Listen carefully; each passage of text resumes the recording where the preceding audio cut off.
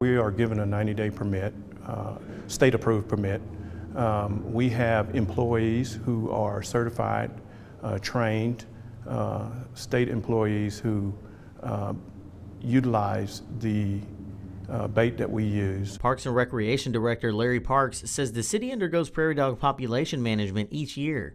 Like the last quarter, we gave 90 to Medicine Park Wildlife Refuge, and we continue to do that every year. Parks says they relocate as many prairie dogs as they can before they use any bait. He says the city wants to be as humane as possible when handling them. He says when the bait is used, it's placed deep under the surface of the ground into the burrows. He tells us managing them is necessary for various reasons, especially to keep them from creating worse living conditions for themselves.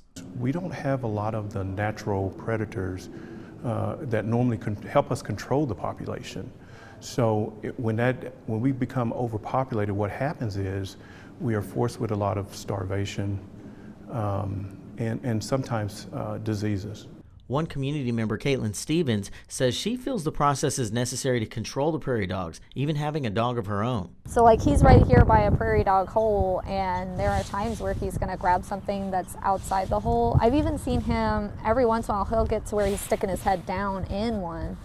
And so if there was like some kind of bait somehow got outside of the barrow, that would be kind of a concern. Stevens says if people are watching their pets and keeping them away from the burrows, she feels there shouldn't be much concern. As someone who takes her dog to the park often, her concern is knowing when the bait is being put out.